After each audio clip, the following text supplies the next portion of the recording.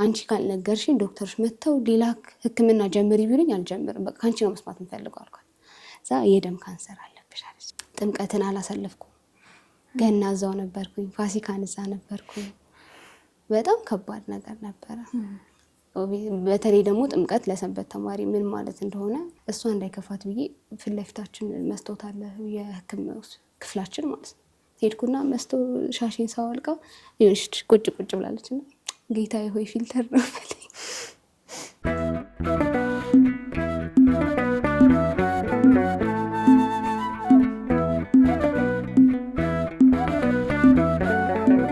ሰላም ጤና ይስጥልን ወደ ኢቲአርሲ ሚዲያ ቤተሰቦቻችን እንደምን አላችሁ? እንደምን ከረማችሁ? እግዚአብሔር የተመሰገነ ይሁን። እኛ ጋር ሁሉ ነገር ሰላም ነው። እንደተለመደው ዛሬም አንድ እንግዳ ይዤላችሁ መጥቻለሁ ማለት ነው። ከእንግዳዬ ጋር እጅግ በጣም ጥሩ ቆይታ እንደሚኖረን ተስፋ እናደርጋለን። እስከ ፕሮግራማችን ፍጻሜ ድረስ አብራችሁን ቆዩ።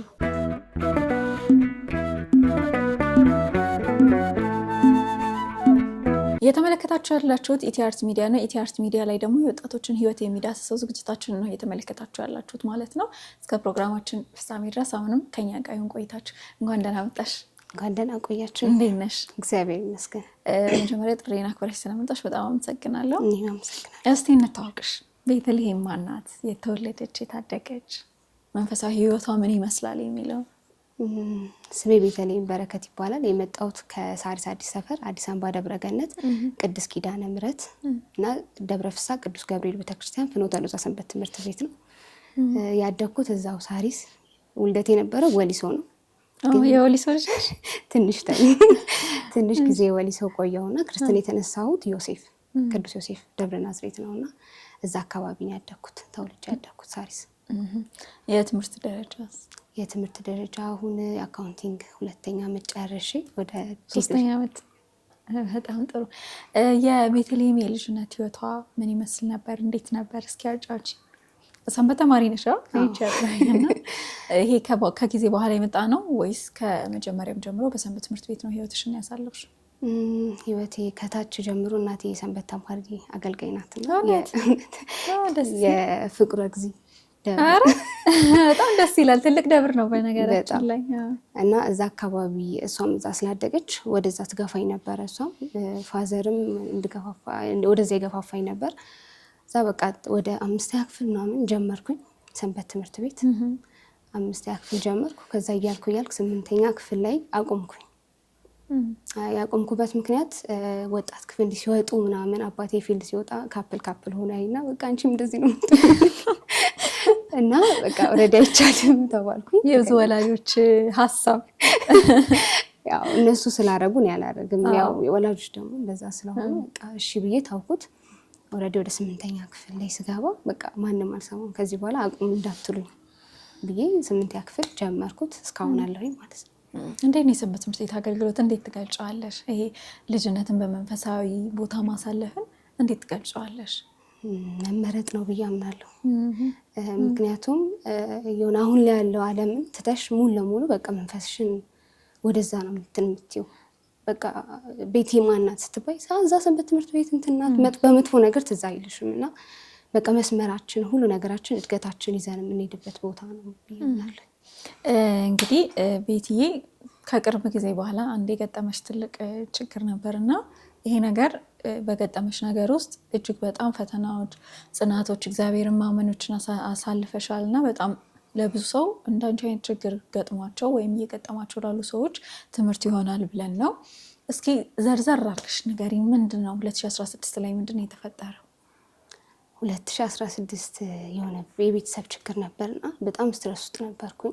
ከዛ ጓደኛዬ ለምን ፍልሰታ ሱባኤ አንይዝም አለችኝ። እሷ ትይዝ ነበር በፊት። ለምን አንይዝም ምናምን አለችኝ። እሺ ብዬ ገባሁኝ። እዛው ደብራችን ኪዳነ ምሕረት ሳሪስ ኪዳነ ምሕረት ገባሁኝ። ፍልሰታ በገባሁኝ በ3ኛው ቀን እግሬን ማመም ጀመረኝ። እኔ የገባሁት በሌላ እንትን ነው በቃ በራሴ ችግር ነው የገባሁት እንጂ ህመሜን ግለጽልኝ ጤና ስጠኝ ብዬ ጭራሽ አልነበረም። በ3ኛው ቀን እግሬን ማመም ጀመረኝ። ምንድነው ምናምን ብዬ የሆነ ራስሽ ላይ ጥያቄ ሊፈጥርብሽ ይችላል። በቃ የሆነ ምግብ ስለማንበላ ነው ብዬ ነው የተውኩት። እየተባለ ፍልሰታ ላይ በቃ ድካም መጣ። ጨረስን ፍልሰታን። የኪዳነ ምሕረት ፍልሰታ ላይ ለመጀመሪያ ጊዜ የኪዳነ ምሕረትን ዝቅ ብዬ ማለት በጣም ለመጀመሪያ ጊዜ እንደዛ ብዬ ስጠይቃትና እባክሽ በቃ ፋዘር ስራ ፈቶ ቤት ቁጭ ብሎ ነበርና እባክሽ በቃ አምላኬ ምንድነው የምትጠብቂው? ምን እስከሆን ድረስ ነው በቃ ስራ እንዲያገኝ እርጅን ብዬ የመጀመሪያ ጊዜ ኪዳነ ምሕረት ውስጥ ገብቼ ሳለቅስ ያው ለአመት ሰንበት ተማሪ ሰውን ገብቼ ጠይቄያት ምን ብያት አላውቅም ነበርና ከዛ በኋላ አገልግለን ከጨረስን በኋላ ማታ ላይ ህመም ተጀመረ። ጉንፋን ተብሎ መጣ። በቃ እዚህና እዚህ ጋር ማበጥ እባጭ ነገር ከዛ ድዴ መቁሰል ጀመረ። እሺ ከዛ በቃ ገባው ሰው በቃ ቤት መጥቶ ሲያየኝ ፊቴ የተበላሸ መጣ። ከፍልሰታ በኋላ ፊቴ የተበላሸ ምግብ አልበላም። በቃ ሙሉ ነገር ጀመረኝ ህመሙ ማለት ነው። ከዛ ሰው ሲመጣ ምን ይላል? እዛ ሱባኤ ገብታ ነው እንደዚህ ነው ሱባኤ ገብታ ነው ታማ የመጣችው እንጂ ኖርማል እንደዚህ ከየትም ሊመጣ አይችልም። ምንም አይነት በሽታ አይደለም። እኛ ኢትዮጵያውያን ደግሞ ምን አለብን? የሆነ ህመም ሲመጣብን ቶሎ ወደ ሆስፒታል የሚሄድ እንትን የለንም። በቃ የሆነ ድዴም እንደዛ እንትን ሲል ሲነሳ ምን ሲል ኖርማል ኢንፌክሽን ነው ብዬ ነበር ቤት ውስጥ ስታከመኝ ነበረው። እያደገ መጥቶ በጣም እያበጠ መጣ። ምግብ ቀነስኩ፣ ሰውነት እየቀነሰ ሄደ። ይመስለኛል መስቀል ጥናት እንደዛው እያመመኝ አጠናለሁ ማለት ነው። ከዛ መስቀል ጥናት ላይ ወደ ታሜ ነበረ። አረ በቃ ቅሪ ምናምን ስባል ከአጎና ነው የምንሄደው። ግሉኮስ ጠጥቼ ከአጎና መስቀል አደባባይ ድረስ ማለት ነው። ከዛ ስመለስ በቃ አላቆም ራሴ ኦልሬዲ ሙሉ ለሙሉ በቃ ቤተልሔም ጠፋች። ካልጋ ትነሳ በቃ ድካም፣ ኃይለኛ ድካም። እኔ ስባል ከመኝታ ቤት ወደ አልጋ ወደኩኝ ራሴን ስቼ ማለት ነው። ከዛ በቃ እሺ በነጋታው መሄድ አለብን ሆስፒታል ተብሎ ዘውዲቱ ሄድኩኝ። ዘውዲቱ ስታይ በቃ ሙሉ ለሙሉ ደም የለሽ፣ እንዴት እስካሁን ቆየሽ አሉኝ። ማለት የሆነ ትንሽ እንኳን እንትን መኖር ነበረበት ብለን ነው እኛ ምናስ በቃ ደም ይባል የለሽም። ስለዚህ ደም ይሰጣት ሲባል ማዘር አይቻልም፣ የሰው ደም አይቻልም፣ ዝም ብዬ አላሰጣትም ምናምን ብላ አይረን ታዘልኝ። አይረን ሄድኩ። አይረን ወስጄ ከሳምንት በኋላ ይሻለው አለኝ። ሳምንት እንትን ካልኩ በኋላ አይረን የተመላለስኩ ወሰድኩ። አይረን ከወሰድኩ ምንም ሊመለስ አልቻለም። ከዛ በቃ የመጨረሻ ቤተዛታ ድጋሚ ምርመራ ታዞ የመቅኔ ምርመራ ታድርግ እና ሪፈር ወደ ጳውሎስ ተላከ። አረ እነዚህ ሰይጣኖች ናቸው ብላ እኔ ለማት ነው የሚያመጡብን ብላ ጭራሽ ነው አልሄድኩም። ጳውሎስ እንደዛ ተልኮ እኛ አላወቅነውም። በቃ ግን እሷ ታውቃለች። በቃ ጸበል ምናምን ወስድሽ እልክሻለሁ አለችኝ። እንደዛ ተብዬ ወደ ጻርቃኔ አሞኝ ማለት ነው። እንደዛው ታሞሽ ጻርቃኔ ሄድሽ? እሺ። ከዛ ጻርቃኔ ሄድኩት ለመጀመሪያ ብቻዬን ነው። አሞሽን ብቻሽን ነው ሄድሽው? እሺ። ብቻዬን ስልሽ ማለት ለመጀመሪያም ደንግጫለሁ። ማዘር በቃ ሂጂ ምንም አትሆኝም፣ እሷ ደጅ ሆነሽ ከሞትሽ ሙቺ ሂጂ በቃ እሷ ደጅማ መሞት እንትን ነው ስትለኝ እንዴ ፍርዬ ስልሽ እናቴ ናት እንትን እዛ ፍርዬ ብቻዬን ልልኪ ነው ምናምን ስላት አዎ ሂጂ ምንም አትሆኝም፣ በቃ እሷ ልጅ ሄደሽ ምንም አትሆኝም አለች። እሺ ብዬ እኔም ተደናግጫለሁ ስትልከኝና ሄድኩኝ ለብቻዬ። ሱባኤ ያዝን። ከዛ ሲይዝ በቃ ለእኔ ለመጀመሪያ ጊዜ ነው እንደዚህ አይነት ሱባኤ አዳራሽ በቃ ለብቻ ተነጠፈ መሬት ምናምን። ብርዱ ጥንቅምት ላይ ነው የሄድነው። በጣም ከባድ ነው ከህመም ጋር ምናምን አስቢው።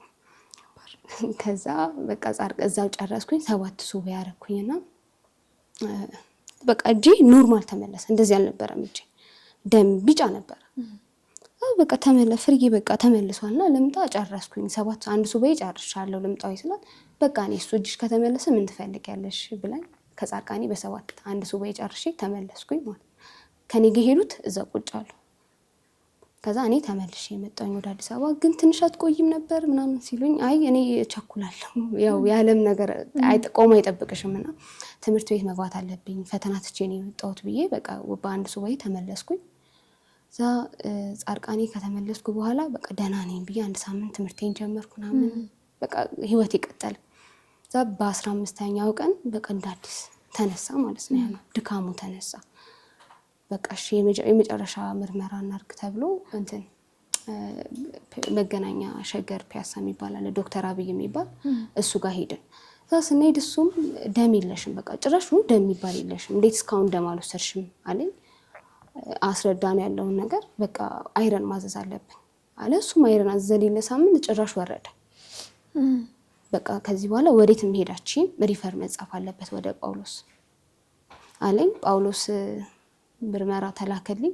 ጳውሎስ ይሻልሻል ላንሴት ሲለኝ ጳውሎስ ይሻለኛል ሰው ስለምናውቅ ጳውሎስ ይሻለናል ብለን ጳውሎስ ሄድን። ከዛ ጳውሎስ ሄድኩት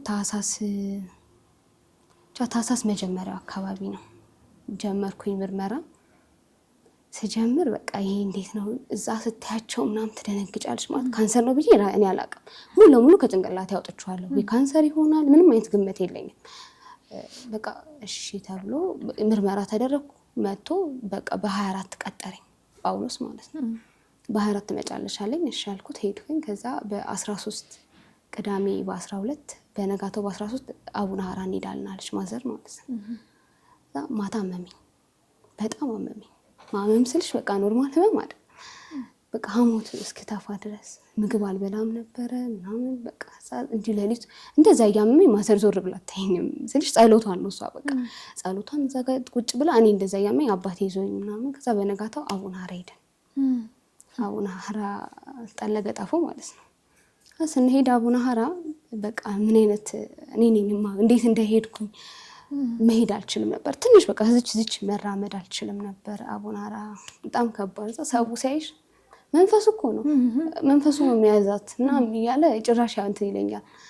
በቃ እሺ ብዬ ሄድኩኝ። ጸበል ተጠመኩኝ። ከዛ ሰዋ ብሎ የሚጠብቀኝ እንደጨው ነው።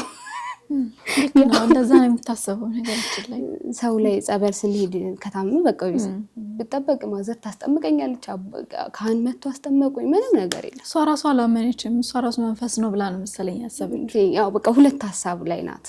ካንሰሩም ይሆናል በዛ ላይ መንፈስም ነው የሚሆነው ብላ በቃ እሺ ተባለ። ተጠመኩኝ፣ ወጣው። ትንሽ መለስ አልኩኝ ከነበረው እንትን ላይ። እዛ ወደ ቤት ስንገባ ያልጠበቅነው ነገር በቃ ኦቨር ትኩሳት፣ ኃይለኛ ትኩሳት፣ ምግብ ቢባል አልበላም ምን አለም። ከዛ ዶክተር የምናውቀው ዶክተር ነበረ፣ ደወልንለት። ዶክተር ዳኒ እንዲህ ነው ምናምን ስንለው ኑ በቃ ሆኖ ማለት ሄድን። በ13 ገባው። ወዲያው ደም የኢንፌክሽን ምርመራ ምናምን ኢመርጀንሲ ገባው በ13 የሆስፒታል በ13 ተጀመረ ማለት ነው። ካንሰር ነው አለሽ? ኖ በቃ የመጀመሪያው በ13 ስገባ ደም ሰጡኝ። 2 ደም ነው የሰጡኝ፣ 2 ደም ሰጡኝ። ከዛ ኢንፌክሽን ምርመራ ኢንፌክሽን ሲደረግ ኢንፌክሽን አለብሽ ኢንፌክሽን ታከሚ ተብዬ እስከ 15 ድረስ ወሰድኩኝ ማለት ነው። በ15 ወሰድኩ። ከዛ በ19 ምርመራ ማድረግ አለብሽ ተባልኩኝ። ታህሳስ 19 ደብራችን የሚነክስበት ማለት ነው። እና በቃ የሆነ ጓግቼ ነበርና በቃ አሁን ደህና ነኝ ብዬ በ16 እኔ ልወጣ ነው። አልሰማሁም ምርመራ እንዳለ ማለት ነው። በ19 በቃ አሁን በ16 ድኝ የለ በ19 አገለግላለሁ ብዬ ነበር። ከዛ በ19 እንትን አለብኝ። በ19 ምርመራ አድርጊ ተባልኩኝ። እዛ ምርመራ ሳደርግ በቃ በጣም ነው የፈራሁት። መቅኔ ሲባል ትልቅ ነገር ነው የሚመስለኝ እኔ። እዛ መቅኔ ነው እና እሺ እንዴት ነው የምትወስዱት ማለት አልገባኝም። ብዙ ጥያቄዎች ይመጣብሻልና በቃ እንዲህ ብለው ነው አስረዱኝ። ሄድኩኝና ተሰጠኝ። ወሰዱ ምርመራ። በቃ አሁን አልወጣም አልኳቸው። ያው የመውጣት ጉጉት 15 ቀን በጣም ከባድ ነው ሆስፒታል። እዛ በ15 በ21 እኔና ማዘር መሪ ላይ ነበር የምተኛ የነበረው እኔ ለማሳከም እና እንዲህ ቁጭ ብለው ዶክተሮች በጣም ብዙ ሆነው መጡ። ጳውሎስ እናትሽን ጥሪልኛል። እኔና እናቴ እንዲና እናትሽን ጥሪልን ሲሉ እናታችሁን ጥሩ ተባለ። እህትማማቾች ነው ምን መስላቸው ተመሳሰላላችሁ። አዎ እና ኩዬ እናታችሁን ጥሩ ሲባል አንደኛው ዶክተር ስለሚያቀን ኖ እናቷ ሳናት ቆይ ለብቻዋ እናናግራት ብለዋት ይዘዋት ሄዱ። ስትመጣ በቃ አላቅም እያለቀሰች መጣች። ከዛ ሳያት ደነገጥኩኝ። ፍርዬ ምንድነው ንገሪኝ አልኳት። አይ አልነግርሽ በቃ መተው ምን ቢነግሩሽም ምንም እንዳይመስልሽ። እሷ ተለቅሳለች እንደዛ እያለች ንገሪኝ ትሞቻለሽ አሉኝ አልኳት። ንገሪኝ ችግር የለም በቃ ንገሪኝ። ሰዓት አይ ይመጡና ይነግሩሻል እነሱ። እኔ ከምነግርሽ እነሱ ይንገሩሽ። እኔ ከዶክተሮች መስማት አልፈልግም። አንቺ ካልነገርሽኝ ዶክተሮች መተው ሌላ ሕክምና ጀምሪ ቢሉኝ አልጀምርም። በቃ አንቺ ነው መስማት የምፈልገው አልኳት። እዛ የደም ካንሰር አለብሽ አለች። ከባድ እና የደም ካንሰር አለብሽ ተብዬ የምርሽ ነው በቃ ለሞት ነው አልኳት። ማለት ካንሰር ሲባል በቃ ሁላችንም እንትን ላይ ያለው እንደምንሞት ነው። ኧረ አይደለም በቃ ወዲያው ራሷን አረጋጋችና አትሞችም መድኃኒዓለም ያውቃል እኛ ስላልነው እንደ እግዚአብሔር ከበሽታ በላይ እኮ እግዚአብሔር ነው ያለው እግዚአብሔር ያውቃል አለችኝ። እሺ በቃ እኔ ከኔ ከእግዚአብሔር ጋር የነበረኝ ጸብ ያኔ ምን ማለት ነው የሰንበት ተማሪ ያለው ደጅህ ምረግጥ ልጅ እንዴት ካንሰር ብለህ ትከተኛለህ እዚህ ውስጥ ብዬ ራሴ ጋር እንትን ነበረኝና መጡ ዶክተሮች ሲመጡ ቤቲ በቃ እንደዚህ ነውና አንቺ ደግሞ ጥሩነቱ እድሜሽ ገና ነው ቶሎ ይድናል በጣም ጥሩ ደረጃ ላይ ነው ያለው ቶሎ ከቨር የሚደረግ ነገር ነው ምንም እንዳትፈሪ ምናምን ሲለኝ እሺ በቃ ነው ያልኩት ምንም መልስ ምንም አልሰጠሁትም እሺ በቃ መደረግ ያለበትን ነገር ሁሉ አድርጉ አልኳቸው ማታ እንደዛው ማለት ከእግዚአብሔር ጋር እንዲሁ ስጣላ ነው የሚባለው ምንድነው በቃ ለምንድነው ያን ነገር ያረከው ብዬ ማለት ነው እሺ ተባለ በቃ በ23 ወደ ክፍልሽ ግቢ ተባልኩኝ ግን ከዛ በፊት ጭንቅላቴ ላይ እናቴ ምን ሰራ ነበር መሰለሽ ከኔ አጠገብ ክፍል የካንሰር ህሙማን አለ የሴት ማለት ነው እና ደም ስለሚሰጠኝ ወክ እናደርግ ነበር እንዳይረጋ ተብሎ ወክ ታደርገኝ ነበር ከዛ አይሻቸው ካንሰር እኮ ነው ታማሚ እኮ ናቸው በቃ እነሱ አይሻቸው ደህና ወጡ ለአሁን እኮ ልትወጣ ነው ትለኛለች ማለት ነው አረ ምናምን ላትና በቃ ፍሪ አሁን እንደዛ ሲባል ለካ ፍሪ ይዛጋ ለኔ ጭንቅላቴ ላይ ነበር እሷ ተረድታ ጭንቅላቴ ላይ ነበር ስትሰራ የነበረው ከዛ እሺ ተብሎ በቃ ወደ ክፍሌ ገባሁኝ በ23 እኔ ብቻ ነበርኩ 3 አልጋ ነው ያለው እኔ ብቻ ገባሁኝ ታስገባ ፍሪ በቃ እኔ ታማሚ አይደለሁም ስለሽ እንዳታስብ የተለየ ትሪትመንት አልፈልግም ቤቲ ታማለች እንደዚህ ሆናለች ተብሎ አንድ ሰው ለኔ ትሪትመንት እንዳያደርግልኝ እና ደግሞ ከዙሪያዬ ካሉ ሰዎች ውጪ ማንንም ሊሰማ አልፈልግም ካንሰር ሳይሆን ሰው ነው የሚገልሽ በጣም እና ሰው እንዲሰማ እንዳታደርጊ ያልኳት በቃ ጀመርን በ23 ገባሁኝ በ24 ምርመራ ታዝዤ በመኪና ወደ ውጪ ምርመራ ወደ አርሾ ኢንተርናሽናል አይሲል እዛ ሄድኩኝ እዛ ስሄድ እዛ ተክልዬ ነበሩ የአመት ነበር ታሳስ 24 እዛ እንግባለች ከሆስፒታል ወጥቼ ገባና ተክልዬ አንዱን ካህን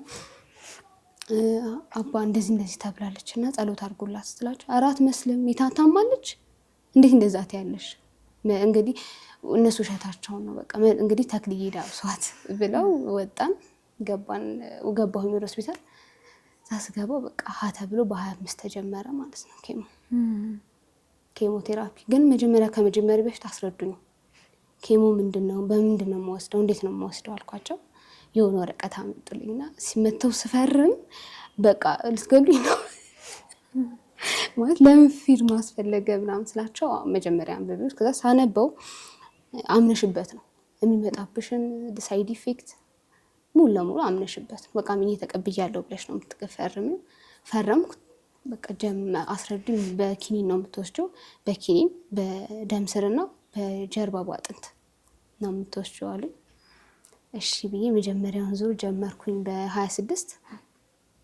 በ26 ስጀምር ከባድ ነው ያን ያህል ከባድ ነው ልሻችን ማለት ኬሞ ብዙዎቹ ከባድ አድርገው ነው እንትን የሚሉት በቃ ልክ ኬሞ ልጀምር ስል ያቡነ ጨጌ ማለት ጸበል 5 ሊትር ታመጣና ማዘር ከኬሞ በፊት እሱ ነው የሚሰጠኝ ጸበል ማለት ነው 1 ሊትር ጠጣለሁ 1 ሊትር ጠጥቼ ኬሞ ጀምራለሁ በቃ ወሰድኩ መተኛት ነው ኬሞ ወስዳለሁ ታመመች የለም በቃ ቤቲ ጋር ጀመርኩ ተኛው ከዛ በመጀመሪያው ዙር መጡና ዶክተሮች ቤቲ ጸጉርሽ ተነቃቀለ ይሉኝ እኔም ኖርማል የሚመስለኝ እንደ በፊቱ የሚወጣ ነው ስናበጥረው ይወጣል አራልወጣ ምን አምላችኋለሁ ከዛ ተሰርቸው ላበጥረው ስል ወጣ መውጣት ስልሽ 1 እና 2 የለው በቃ እንደው በቃ ተገላገልኩ እንደውም እዚህ ሆስፒታል ሆኜ ቁጭ ብዬ ሶሎኛ ተስሩኝ ከማለት ምንም አልመሰለኝም ተገላገልኩ በቃ ኦሬዲ ምንም በቃ እንኳን ወጣልኩኝ እዛ እሷ እናቴ እንዳታየው ደበኩት ማለት ነው እዛ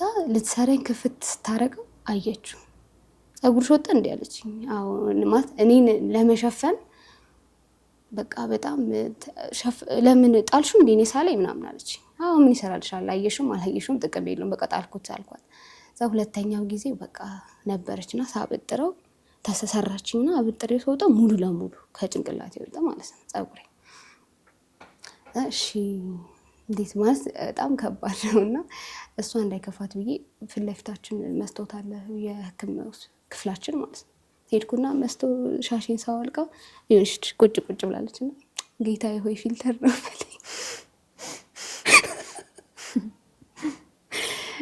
ፊልተር ነው በለኝ ብዬ ሙድ ሲይዝ ተኝታ ነበርና ብድግ አለችና አንቺ ውርዲ ምንድን ነው ምናምን ስትለኝ አይ ፍሬሹ ፊልተር ነው እኮ የሚመስለው ምናምን ስላት አንቺ ላይ ይቶልሻል ብላኝ በቃ እንዳላያት ብላ እንቧ እንዴት ጠራርጋ እንደተኛች በቃ ተላጫሁት። አለቀ የፀጉሬ ነገር። በቃ እንደዛ እየተባለ የጀርባው ከባድ ነው ብለውኝ ነበር። ነው ምንድን ነው የጀርባው ጥያቄ ፈጥርብኝ ነበር። ምን አይነት ነው ህክምናው ማለት ጀርባ ስወስድ እንዴት ነው ምናምን መጣና ዶክተር አስረዳኝ። እንደዚህ ነው ጀርባ አጥንት ይገባል። በቃ በአጥንትሽ ውስጥ ይገባና በዛ ነው የምትወስጂው። ለመከላከል ያክል ነው ወደ ጭንቅላትሽ እንዳይሄድ ማለት ነው። እሺ ብያቸው ሄድኩኝ። ስሄድ በጣም ፈርቼ ነበር። በቃ ያልደረስኩት ያላረኩት ጸሎት የለም። ስሄድ ቀላል ነው፣ ያን ያህል ከባድ አይደለም እንዳወሩት ምናምን። በቃ በጣም ፈርቼ ነበር የገባሁትና አረ ወጉ ጨረሳችሁ አልኳቸው። አዎ በቃ ጨርሰናል ሲሉኝ ተመስገን አምላኬ ብዬ ሄድኩኝ። በቃ እና እሷ ራሱ ደንግጣ ነበረ እና እዚህ ጋር ሰርጀሪ ተደርጌ ነበረ።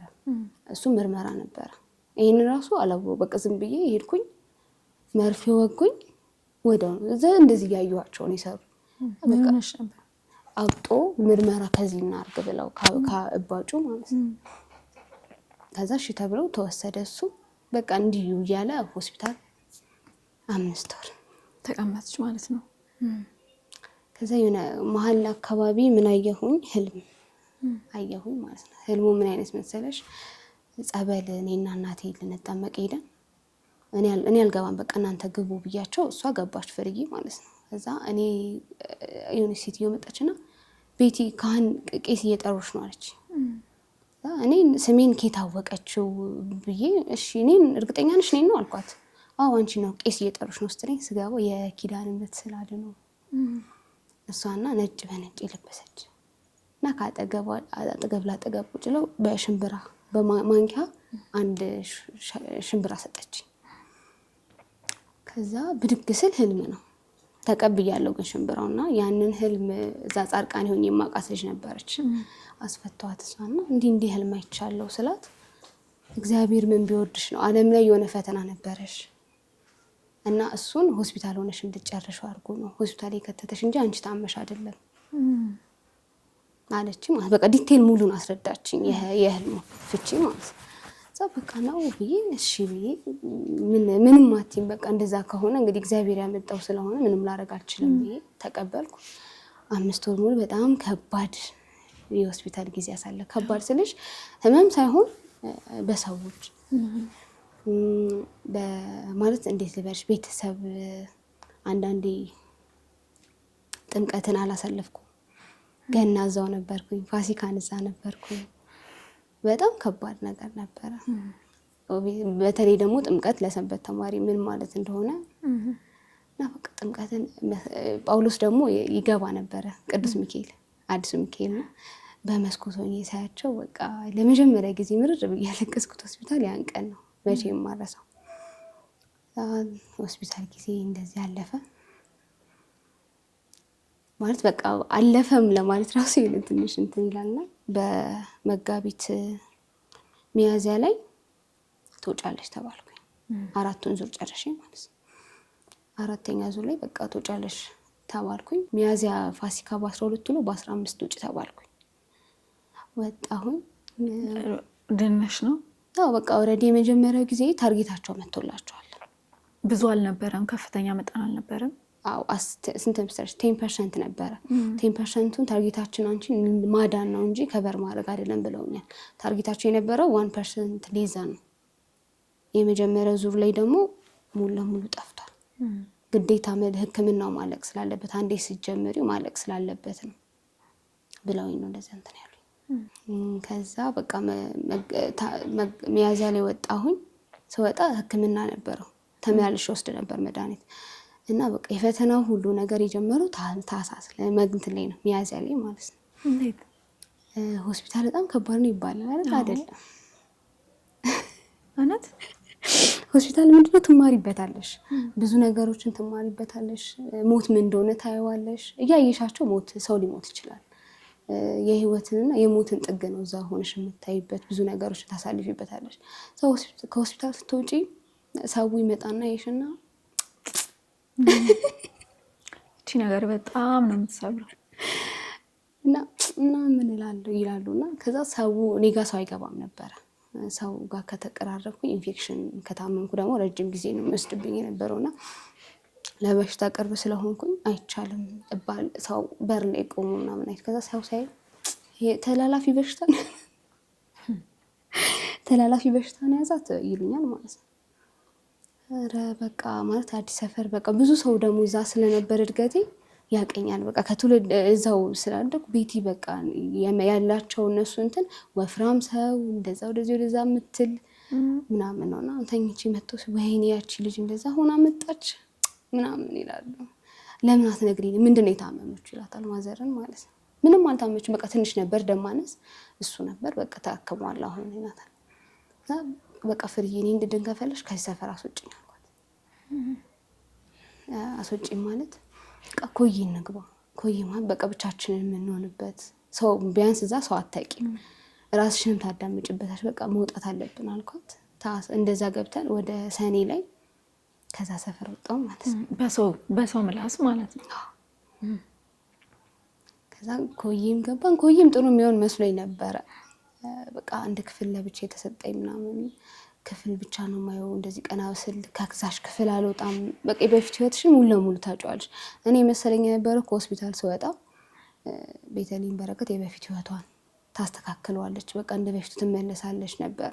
በጭራሽ አላገኘሁትም ያንን መንገድ እና ኮዬ ስገባ በቃ ጭራሽ ጠፋብኝ መንገዱ ምንድነው። መኝታ ቤቴን ዘግቼ የመድኃኒዓለም ትልቅ ስዕል አድኖ አለኝና ምንድነው ሁሌ ተመስገን ድልህ ነው ወይ ማለት በቃ ሄደሽ ይደክምሻል የሆነ ሰዓት ምንም ጥያቄ እና ምንድነው በቃ ማለት ከዚህ በላይ አሁንም ተመስገን ድል ነው የምትፈልገው ማለት ሰው ቢሆን ወርዶ ይገርፈኝ ነበር።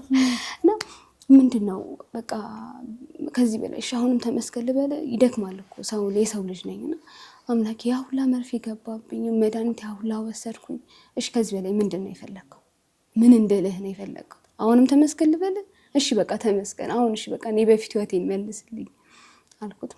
እዛ አባቴ ፊልድ ነበርና ተደወለለት ቀቤ አስቸግራናለች ክፍል መኝታ ቤት ተዘግቶባት ምናምን ዘግታ አስቸግራናለች አሉት ማለት ቀጥ ብሎ መጣ። ገራጁሎ ማታ ነበር የወጣው ከክፍላ አዲስ አበባ ኬላ ላይ ነበረ መጣ ወደ 6 ሰዓት ምናምን ይመጣ ልጄ ምን ሆነሽ ነው ምናምን ሲለኝ በቃ አባዬ ደከመኝ ከዚህ በላይ መድኃኒት የሚባል አልወስድም ይሰለቻል እኮ ምናምን ስለ አውቃለሁ እኮ ልጄ እንደሚሰለች አውቃለሁ እንደውም አንቺ ሆነሽ ነው የቻልሽው እንጂ ማንም አይችለውም ነበረ አለኝ። በቃ መድኃኒዓለም እኮ ፈልጎሽ እኮ ነው መርጦሽ እንዴ እንዳንቺ እሱ የመረጠው ሰው የለም እና እግዚአብሔር በቃ ትንሽ ጊዜ እኮ ነው የቀረሽ ታገሺ አለኝ ማለት ነው። እሺ በቃ ብዬ እንደዛ አልቅሼ ምን ብዬ ተኛም። ጠዋት ስነሳ አምላኬ ሆይ ይቅር በለኝ ያ ሁላ ምህረት አርገህልኝ እኔ ሰው አይደለሁም ብዬ በዛችው ቅስፈት ሰው ማለት ምን ይልሻል እንድታማሪ ምድር አይሰጥሽም። እሱ ነው የምልሽ እንዴ የሁላ ነገር አድርጎልሽ ይልሻል። እኔ እኮ እንደዚህ የሆነ ነገር ታሪት ይሄ ሁላ ነገር አድርጎሽ ከሞት እኮ ነው ያነሳሽ እንዴት ታማሪያለሽ የጎደልብሽ የምታውቂው አንቺ ነሽና እንዴት ታማሪያለሽ ይልሻል ማለት ነው። በቃ ያን ቀን እንደዛ አልኩኝ። ኦልሬዲ ምንም በቃ ሙሉ ለሙሉ ጨረሻሉ። በስንተኛው ቀን ጨርሰሻል ህክምናው ግን እስከ 2 አመት ይቆያል። ለሴት 2 አመት ለወንድ 3 አመት ያክል ነውና እኔ እስከ መጋቢት እንግዲህ ከእግዚአብሔር ጋር ጨርሳለሁ ብያለሁ። ተመስገን እንዴ ሲሰማ ይከብዳል ትንሽ ይሄ ሚዲያ ላይ የምታዩ ወይም በሰው የምታዩና ደርሶብሽ ስታይ ወይም ደግሞ የቅርብሽ ሰው ሲነግርሽ ስታዩ ደግሞ በጣም ይከብዳል። ቀላል ነገር አይደለም። ካንሰርን የሚያህል ነገር ለዛው የደም ካንሰርን እንዴ ሆስፒታል ሄዶ እኮ መጠየቅ ራሱ እኮ የሚያስጨንቅበት ጊዜ እኮ አለ። በቃ እዛ ስታይ ጸበል ቦታ እግዚአብሔርን ለማመስገን ይባላል። እንደው ጸበል ቦታና ሆስፒታል ብቻ ሄዱ እዛ የተሰቃየ ያለውን ህዝብ ስታዩ ለካ ተመስገን ትላላችሁ ይባላልና ይሄ ያስደነግጣል። በተለይ ደግሞ ምንም ሳታቂ ተነስቶ ካንሰር ነው ሲባል ለቤተሰብም ላንቺም የሚያስደነግጥ ነገር አለው። ለምንድን ነው በቃ አይምሮአችን ውስጥ የተሳለ ነገር አለ። ካንሰር የያዘ ሰው አይድንም የሚባል ነገር አለ። በቃ አይምሮአችን እሱ ተስሏል እና ኦኬ በቃ አልደንም እያልሽ ነው የተሳቀሽ ከዛሬ ነገ ምን ተፈጠረ እያልሽ ነው እና ቀላል ነገር አይደለም። ራሴ ስትነግረኝ አሁን በጣም እየከበደኝና ራሴን እዛ ቦታ ላይ እያደረግኩት ነው ያለሁት። ግን እግዚአብሔር የማንችለውን ፈተና ደግሞ አይሰጠንም። በጣም እንደው ግን ቤቲ አሁን 5 ወር ካንሰር ታመምሽ። አሁን ኦልሞስት የለም ግን ዝም ብለሽ እየተከታተልሽ ነው ያለሽው አይደለም? በ5 ወር ውስጥ ምንድን ነው የተማርሽው? በእግዚአብሔር ላይ ምን ተማርሽ? ማለት እንዳልሽ ነው ይደክማል፣ በጣም ይደክማል። በጣም ይደክማል። የሆነ ሰዓት አንተ አምላክ አይደለም ልትይ ሁላ ትችያለሽ ከህመምሽ ከስቃይሽ የተነሳ እና ምን ተማረች 5 ወር እዛ ስትቀመጥ? እግዚአብሔር እንዳለ እግዚአብሔር ማለት በቃ ዝም ብለሽ ሰንበት ጸሎትም ታደርጊያለሽ፣ ቅዳሴም ትገቢያለሽ፣ ግን ጠልቀሽ አልጠይቀውም ነበረ። መድኃኒዓለምን በቃ ይሄ እንዳለ አላምንም ነበረ ልበልሽ፣ እንደዚህ አይነት ነገር። ከዛ በቃ ሆስፒታል ግን ስገባ ለካ እግዚአብሔር አለ። ዞር ስትይ ሌሎችን አይተሽ አምላኬ ሆይ ለካ አለክ። በቃ እያየሻቸው ይሞታሉ። ከባዱ ነገር ደግሞ እሱ ነው በጣም እና ኦኬ በቃ እግዚአብሔር ለካ አለ። በቃ ፈልገኸኝ ነው እንዳለክ ልታሳየኝ ነው ፈተና የሰጠኸኝ እና እግዚአብሔርን አግኝቼዋለሁ እላለሁ። ሆስፒታል የተማርኩበት እሱ ነው። ትልቅ ነገር ከሆነ እግዚአብሔር ማለት በህይወት ውስጥ እግዚአብሔር ማግኘት ትልቅ ነገር ነው። ደግሞ ቅድም እንዳልሽኝም እግዚአብሔር ወይም ዓለም ላይ በጣም ትልቅ ፈተና ላይ ያጋጥምሽ እሱን እያሳለፈሽ ይሆናል። ብቻ ያለምንም ምክንያት ግን አያደርግም። ሆነም ቀረም ያለምንም ምክንያት በህይወታችን ምንም ይመጣ ነገር የለም። ግን እንዳልኩሽ ነው ልጅነት አለ፣ በዛ ላይ ተማሪ ነሽ፣ ካንሰር አለ። ከምንም በላይ ደግሞ የሰው ምላስ ስብርብር ነው የሚያደርግሽ፣ ድጋሚ እንዳትነሺ ነው የሚያደርግሽ። በነገራችን ላይ የሰው አንደበት በቃ ተቀብረሽ እንድትቀሪ ሁላ የጎበዝ ካልሆንሽ በስተቀር ተቀብረሽ እንድትቀሪ ሁላ ነው የሚያደርግሽና ያን ነገር ሁሉ ችሎ ማለፍ እና መኖር በራሱ እጅግ በጣም ትልቅ ጸጋን ይጠይቃል። እኔ የሚያየሁት ይሄን ነው። እግዚአብሔር ባንቺ ላይ ተስፋ ነበረው። አንቺ ይሄ እንደምታሸንፊ ያውቅ ነበር። ከዛ ይሄን ፈተና መጣለሽ፣ አለፍሽው። አሁን በጣም ብዙ የካንሰር ታማሚዎች አሉ ከቅርብ ጊዜ በኋላ። በተለይ ደግሞ በሶሻል ሚዲያዎች የምናያቸው በጣም ብዙ የካንሰር ታማሚዎች በየሆስፒታሉ ይተኛሉና እንደው አንቺ ከራስሽ ልምድ ምን ትመክሪያቸዋለሽ ካሳለፍሻቸው ነገሮች? ሕክምናው መተው የለባቸው። ምንም ይሁን ምን ከባድ እንደሆነ በጣም አውቃለሁ። በሕክምናው ደረጃ በጣም ከባድ ነው።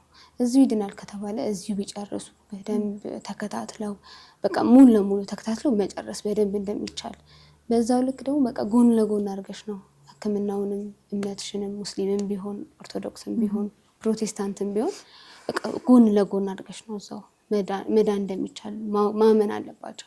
በቃ ኬሞት ሲባል ሰው ጋር ያለው እንደሚሞት ኬሞ ሲባል በማሽን እንደሚሰጥ እኔም አሁን ይመስለኝ የነበረው እንደዛ ነው። አስረድተውኝ ነው እንጂ እና በቃ መዳን እንደሚቻል በደንብ ማመን አለባቸው። እዛ መበርታት አለባቸው ነው። በጣም ይሄ ትልቅ ነገር ነው። ምክንያቱም ሁሉም ሰው ተስፋ ይቆርጣል። በተለይ ደግሞ እንደዚህ አይነት ነገሮች ሲያጋጥሙ በህይወት ውስጥ በጣም ብዙ ተስፋ ይቆርጣል። ግን እግዚአብሔር ጥሎ አይጥልንም ነው እና እኔ እንደው መጀመሪያ የፎቶሽን ሶሻል ሚዲያ ላይ ነበር ያየሁት። ያስደነግጣል። በቃ ይሄ ፀጉርሽን ተላይተሽ ምናምን የምትነሺው እንትን ያስደነግጣል። ምንም ቢሆን እንዴት ነው ያለፈችው የሚለው ነገር በጣም ያስደነግጥሻል። እና ግን በቃ ከእግዚአብሔር ጋር መኖርሽ ትንሽ እምነትም ስላለሽ ያ ነገሮች በጣም ያጠነክሩሻል እና በምንም ሁኔታ ውስጥ ቢሆን መዳን ይቻላል። እና ሌላ ምን ይባላል መሰለሽ በዚህ አጋጣሚ እንድናነሳው ህመም ሲያጋጥመን መታከም ግዴታ ነው። ሐኪሞችን የሰጠን እግዚአብሔር ነው። አንዳንድ ሰው አይ በቃ ጸበል ብቻ ሂጂ ምናምን ነገር ይላል። ሁለቱንም ማስኬድ ይቻላል። ልክ ቅድም እንዳነሳሽው ማለት ነው። በቃ ጸበሉንም ሕክምናውንም ማስኬድ ትቻለሽ። እንደው በጣም ጎበዝ ነሽ። እንደዛ ታመሽ ከዚህ ጻድቃኔ ድረስ ሂደሽ እኔ በጣም ገርሞኛል። ምክንያቱም እኔ ሆነ አላደርገውም። 1 ሳምንት ተቀምጠሽ ምናምን እኔ እንዴት ኃይልና ብርታት እንዳገኘሽ ራሱ እግዚአብሔር ነው የሚያውቀው። በእውነቱ በጣም እንኳን ታመሽ አይደለም እንዲሁ እኮ ጸበል ቦታ መሄድ እኮ ከባድ ነው። ለብቻ ሂደሽ 7 ቀን መቀመጥ የማታውቂው ስፍራ ላይ መቀመጥ እኮ በጣም ከባድ ነገር እኮ ነው። እና ጎን ለጎን ማስኬድ እንችላለን። እምነቱንም ሕክምናውንም ጎን ለጎን ማስኬድ እንችላለን። እና በዚህ ላይ በጣም አጽንኦት መውሰድ አለባቸው ብዬ ነው ማስበው። አሁን ህይወት እንዴት ነው? አሁን እንግዲህ ወደ ያቆምኩትን ክላስ እየጀመር ነው። ወደ በቃ ኦልሞስት ወደ በፊት ህይወቴ ተመልሻለሁ። እግዚአብሔር ይመስገን። ምን ያህል ማለት ወደ ዩኒቨርሲቲ ገብተሽ ነው ያቆምሽው? እንደዛ ሳይሆን ዲፕሎም ነበር የምማረው እና 2 ዓመት ተምሬ ልመረቅ 6 ወር ሲቀረኝ ነው ይሄ ነገር የመጣው። ከዛ ጓደኞቼ ከኛ ጋር ግዴታ መመረቅ አለብሽ አንድ ላይ እስከተማርን ድረስ የኛ ባች መቅረት የለብሽም ብለውኝ ከሆስፒታል እንደወጣሁ እነሱ ጨራርሰውኝ ሰኔ ነው ሐምሌ 1 አስመረቁኝ። ተመርቀሻል? ኦኬ። ከሆስፒታል ከወጣሁኝ በኋላ ማለት ነው አስመረቁኝ። ከአሁን ያቆምኳቸው የቀሩኝ ኮርሶች አሉ እነሱን ልቀጥል ነው። አሁን ህይወትሽ እንደ ድሮ ተመልሰዋል ማለት ነው። ዋናው ይሄ ነው። አሁን ቅድም ያልሻት ደግሞ አንድ ሀሳብ አለች። ልናማረር እንለና እግዚአብሔር ያደረገልን በጣም ብዙ ነገር ስላለ እናፍራለን። ይሄ በብዙዎቻችን ውስጥ ያለ ይመስለኛል።